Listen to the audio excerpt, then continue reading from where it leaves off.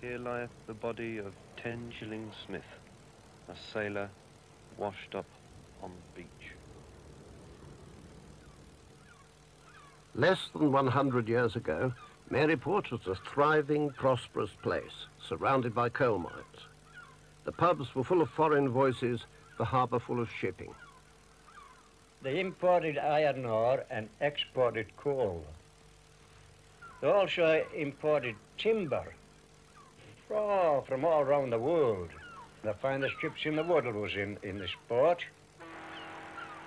The hell they used to build them here. Joe Poland. His first job, he was just a boy, was on a schooner. There was only the mate and the skipper. And they hated one another. And me be the only one. The skipper would say, "Now, Joe, you keep eye on that bloody man. He's after me." And the mate would say to me, "Hey, Joe, you keep eye on that skipper. He'd cut my bloody throat, you know."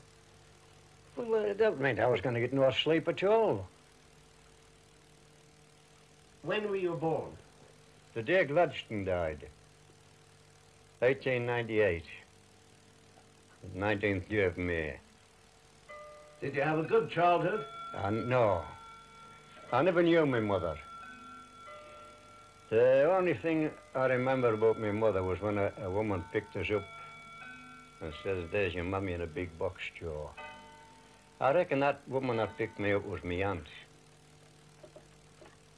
I used to play around the doors, and further along the street there was a sort of a eating, a dirty, rough, old, hard place. A coloured man kept it, a big Negro. And he kept it for these navvies that worked on the dock. They were finishing the dock then. And 12 o'clock they would come there and get a basin of soap for maybe a penny or whatever it was. Well, I would play around that step because there was a nice smell coming out of there and it was warm. And this big nigger used to run after us. "Joe, I catch you," and I with a big knife, you know. He'd run after us and catch us, pick us up and put us on his shoulders, a big, kind black man. What a fine old fella. But he'll be dead and gone.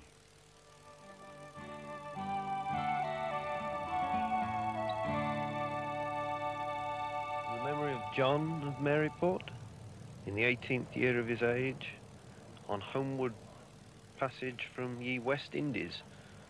I was with cruel hardship used while rolling on the deep, but now I rest in hopes to rise, my Saviour Christ to meet.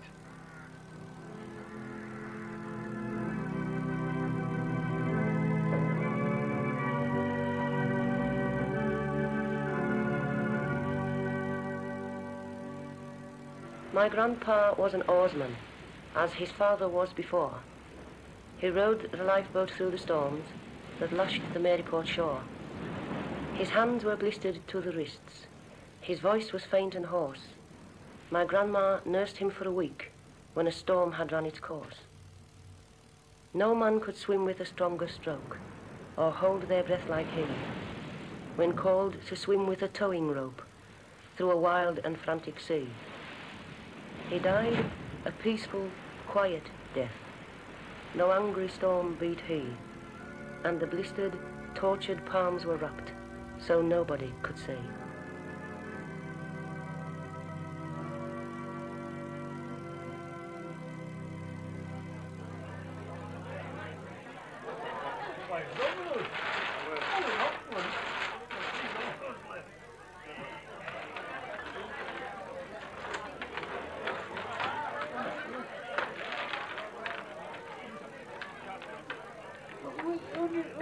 I said you're in. Okay. No 60s, buddy. Oh, well,